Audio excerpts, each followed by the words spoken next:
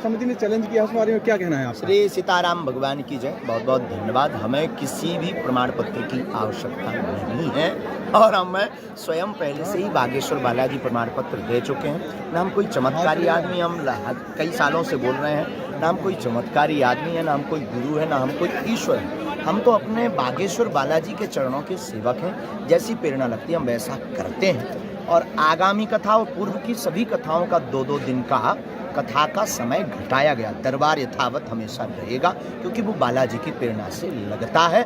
और नागपुर में भी 2 दिन का दिव्य दरबार लगा, 7 दिन की राम कथा हुई। 9 दिन की राम कथा पूर्व में ही मना कर दिया था समिति को, वहाँ के आयोजन को, और अभी रायपुर की कथा को भी 2 दिन के लिए मना किया है। आगामी कथा टीकमगढ़ के लिए भी 2 दिन का मना किया क्योंकि यज्ञ है और गुरु जी का जन्मोत्सव है। और सेम टू यू, ये तो हाथी चले बाजार कुत्ता भौंके हजार, कोई बात नहीं, ये तो होता रहता है। जैसा कि आरोप लगा है कि आपकी FIR भी कराई गई, शिकायत की गई थाने में, ऐसा कुछ है? ये तो चलता रहता है, कुछ भी नहीं। हमें तो खबर नहीं, हमें तो होश नहीं, हमें तो कल ही पता लगा है। ये चलता रहता है, ये कोई नई बात नहीं। भारत के इतिहास में जिसने भी सनातन की बात बड़ी मजबूती से उठाई है, उसके पीछे आदि काल से धर्म विरोधी लोग लगे रहे, लगते रहेंगे। और सनातन विरोधियों की ठटरी, उसमें हमें कोई दिक्कत नहीं। हम उसका, वो भी हमारे अपने, और वो जो भी काम कर रहे हैं बहुत अच्छा कर रहे हैं। धीरेन्द्र कृष्ण महाराज, इनका प्रोग्राम था नागपुर में रेशीमबाग ग्राउंड पे, 5 जनवरी से लेकर 13 जनवरी तक था। उन्होंने अनाउंस ऐसा किया था कि यहाँ राम कथा का प्रोग्राम है। जब मैं यहाँ नागपुर में आया, इंडियन साइंस कांग्रेस के अधिवेशन के लिए आया था, वो 3 तारीख से लेकर 7 तारीख तक था। तो आते ही मुझे लोगों ने कहा कि राम कथा का आयोजन हुआ है और धीरेन्द्र कृष्ण महाराज उसके लिए आ रहे हैं, उनका प्रवचन है। तो मेरी पहली प्रतिक्रिया थी तो अच्छी बात है, राम कथा है तो बहुत अच्छी बात है। एक जमाने में बाल संस्कार केंद्रों में मैं भी राम कथा सुनाता था बच्चों को। खुद मैं महात्मा गांधी जी का बहुत प्रशंसक हूँ। महात्मा गांधी राम का नाम बहुत लेते थे, बहुत अच्छे राम राज्य को वो राम राज्य कहते थे, अच्छे राज्य को। तो राम के प्रति पूरे भारत में बहुत आदर है, इसलिए ये अच्छी बात है। इसी मेरी पहली प्रतिक्रिया थी। फिर मेरे को काफी लोगों ने ध्यान में लाकर दिया कि सर यहाँ तक बात सीमित नहीं है, ये महाराज बड़े पैमाने पर दिव्य दरबार का आयोजन करते हैं और दिव्य दरबार में अलग अलग ढंग के चमत्कारों का दावा, जैसे कि वो भक्तों का नाम अपने आप पहचानते, इस ढंग का दावा है। इतना ही नहीं तो उनका ये भी दावा है कि वो दूसरों की बातें जो बातें कर रहे हैं लोग, वो भी बातें अपने आप जानते हैं, वगैरह वगैरह कई दावे हैं। ऐसे जानकारी मुझे मिली। तो मेरी यहाँ बहुत बड़ी टीम है नागपुर में, पूरे टीम को हमने भिड़ाया। करीबन 40-50 वीडियोज जो दिव्य दरबार से इस नाम से प्रकाशित हुए थे, उनको सब मेरे कार्यकर्ता मित्रों ने खंगाला और उसमें से हमने पाया कि काफी चीजें ऐसी हैं कि जो ऑब्जेक्शनेबल है। 2 तरीके से ऑब्जेक्शन है। एक तो पहले उनके चमत्कार के दावे हैं, उसके लिए अखिल भारतीय अंधश्रद्धा निर्मूलन समिति गए 40 सालों से काम कर रही है और ऐसे दावों को हम 30 लाख रुपए का प्राइज के नाम पर चुनौती देते हैं। दूसरा, महाराष्ट्र में drugs and magic remedies act, ये केंद्र का 1954 का कानून है, उसके तहत भी उन्होंने उसका उल्लंघन किया है, इसलिए वो भी लागू होता है। साथ में महाराष्ट्र में 2013 में जादू टोना विरोधी कानून बना है। ये कानून के भी कई चीजों का उन्होंने उल्लंघन किया है, वो भी कानून यहाँ लागू होता है। ऐसे तीनों बातें हमारे ध्यान में आने के बाद हमने उनको एक तरफ अखिल भारतीय अंधश्रद्धा निर्मूलन समिति की ओर से चुनौती दी। गए 40 सालों से हम इस ढंग की चुनौती देते आए हैं। बाबा ने जो वीडियोज में दावे किए हैं, वे दावे ऐसे हैं कि वो अपने भक्तों का नाम अपने आप जानते हैं, उनके पिताजी का नाम जानते हैं, उनकी उम्र कितनी है ये भी जानते हैं और साथ में उनके फोन नंबर्स भी जानते हैं। ये दावे ऑलरेडी उनके वीडियोज में उपलब्ध है। साथ में उनका ये भी दावा था कि अपने किसी भक्त के घर में कौन से रूम में, कौन से अलमारी में क्या चीज रखी है, ये भी वे पहचानते हैं। ये दोनों जो चीजें थी, दोनों जो दावे थे, ये दावों को ध्यान में लेकर मैंने खास कर अखिल भारतीय अंधश्रद्धा निर्मूलन समिति की ओर से एक चुनौती का रवैया हमने अख्तियार करने का तय किया, चुनौती देने का। और उसके लिए हमने उनसे कहा, बाकायदा प्रेस कॉन्फ्रेंस लेकर ये बात लिखित स्वरूप में सामने रखी गई कि हम सीधे 10 आदमी आपके सामने पेश करेंगे, उनकी जानकारी पहले से सीलबंद लिफाफों में बंद होगी और वो एक पंच कमेटी जो तटस्थ होगी, वो आपकी भी नहीं होगी, हमारी भी नहीं होगी, और नागपुर के बहुत प्रतिष्ठित नागरिक होंगे और उनके सामने और पूरे पत्रकारों के सामने ये चुनौती का आयोजन किया जाएगा। जो 10 आदमी आपके सामने ऐन वक्त पर हम देंगे, उनके नाम आपको पहचानने हैं, उनके पिताजी का नाम आपको बताना है, उनकी उम्र आपको बतानी है, उनके टेलीफोन नंबर्स आपको बताने हैं, क्योंकि ये सब दावे आपने ऑलरेडी अपने वीडियोज में किए हैं, दिव्य दरबार के वीडियोज में किए हैं। साथ में जहां भी ये चुनौती अमल में लाई जाएगी, उसके पास के ही किसी रूम में हम 10 चीजें रखेंगे जिसका वीडियो रिकॉर्डिंग बाकायदा होगा, और आपको ये 10 चीजें बाजू के रूम में क्या रखी हैं ये आपको पहचानना है। अगर ये दोनों बातें आपने सही माने में, आप में दिव्य शक्ति है इसलिए आप तो 100% सच बता सकते हो, लेकिन हम 100% की अपेक्षा नहीं करते। 90% भी आपने 2 बार करेक्टली बताया तो आपको सीधा 30 लाख रुपए का प्राइज मिलेगा।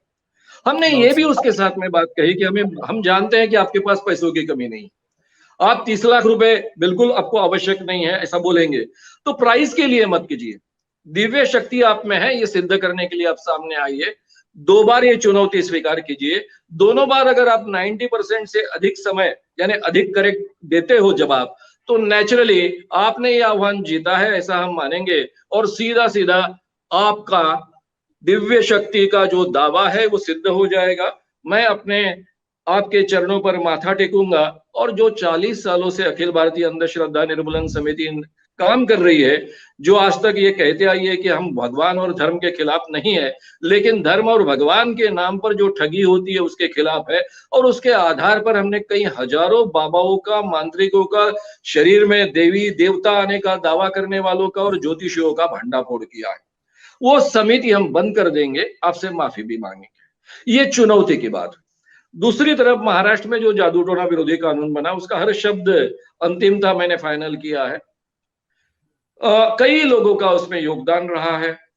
ये कानून का जब प्रावधान पूरी तरह से सम्मत हुआ दोनों सभागृहों में, यानी इसका मतलब इसका रूपांतरण कायदा में हुआ, कानून में हुआ, तो 2014 में जादू टोना विरोधी कानून प्रचार प्रसार अंमलबजावनी समिति का गठन हुआ। उसके अध्यक्ष सामाजिक न्याय मंत्री होते हैं, उसका सह अध्यक्ष मैं हूं, और उसके साथ में उपाध्यक्ष राज्य मंत्री होते हैं, और महाराष्ट्र के जो कमिश्नर होते हैं सामाजिक न्याय विभाग के, वो उसके सदस्य सचिव होते हैं, और कई विभागों के सचिव उसके सदस्य होते हैं। ऐसी एक कमेटी है। उस कमेटी के माध्यम से मैंने पुलिस की तरफ कंप्लेंट दी, यानी ये कंप्लेंट शासन की ओर से की गई कंप्लेंट है, गवर्नमेंट की ओर से कंप्लेंट की गई है। ये कंप्लेंट ये है क्योंकि इस कानून के तहत दक्षता अधिकारी विजिलेंस ऑफिसर अपॉइंट किए जाते हैं। नागपुर के चीफ विजिलेंस ऑफिसर है यहाँ के एसीपी क्राइम रोशन जी पंडित। उनके पास मैंने अर्जी दाखिल की कि ये चीजें इन्होंने उल्लंघन की है, इस कानून के तहत ये चीजें इनको लागू होती है, इसलिए जादू टोना विरोधी कानून आपने लगाना चाहिए। ये बहुत ही कड़ा कानून है, कॉग्निजेबल है, नॉन बेलेबल है, और इसमें जो पनिशमेंट का प्रावधान है वो सीधा 6 माह कारावास से लेकर 7 साल के कारावास की सजा हो सकती है, प्लस यानी और नहीं है, प्लस 5,000 से 50,000 रुपए का दंड हो सकता है। और ये सभी प्रूफ्स के साथ दिया कि ये अमुक वीडियो के हेडिंग के वीडियो में, इतने समय के वीडियो में, अमुक मिनट पर ये चीज उन्होंने उल्लंघन की है, ये चीज का उल्लंघन किया है, यहाँ कानून लागू होता है। उसके साथ में मैंने सीपी से बात की, नागपुर के जो पुलिस आयुक्त है उनके साथ में बातचीत की। मेरे ध्यान में आया कि कहीं तो भी उनके दिमाग में ये बात है कि ज्यूरिडिक्शन की बात है, हालांकि ये कानून को लागू नहीं होते, क्योंकि हमारे कानून के अनुसार केवल प्रचार और प्रसार करना इटसेल्फ कानूनन अपराध है, और उसके लिए इक्वल सजा का प्रावधान है। लेकिन ऑलरेडी 7 और 8 तारीख को दिव्य दरबार का आयोजन नागपुर के रेशिमबाग ग्राउंड में हुआ था, उसके भी वीडियोस महाराज ने उपलब्ध करा दिए यूट्यूब पर, उसमें भी उसका उल्लंघन किया गया है। इसलिए 8 तारीख को एक कंप्लेंट की, 10 तारीख को दूसरी रिवाइज कंप्लेंट की कि ये भी तो नागपुर में ही इसका उल्लंघन हुआ है, इसलिए आपको कानूनन गुनाह दायर करना है, और दोनों कानून लागू होते हैं। जादू टोना विरोधी कानून 2013 का महाराष्ट्र का कानून भी लागू होता है, और साथ में drugs and magic remedies act 1954 भी लागू होता है, और ये drugs and magic remedies act भी कॉग्निजेबल ऑफेंस है, इसलिए दोनों के कारण उनको अरेस्ट होना आवश्यक है। जानकारी हमको कल लगी है, दरबार देखना है तो हम तो वहाँ 2 दिन दरबार लगाए हैं और पूर्ववती ही जो है सबको बता दिया था कि 7 दिन की कथाएं होगी, 7 दिन की रायपुर में कथा होगी, 7 दिन की टीकमगढ़ में कथा होगी, सब जगह की कथाओं का। अब जब निकल आए तो हाथी चले बाजार, कुत्ता भौंके 1000, और वो कह रहे थे कि हम 21 लाख रुपया ऐसा कुछ बता। हाँ, ठटरी के बरो ले आवे, हम तो फ्री में बता देता आगे के लोग ठटरी को बरो ले आवे, हम ठटरी बार दे भी उसकी।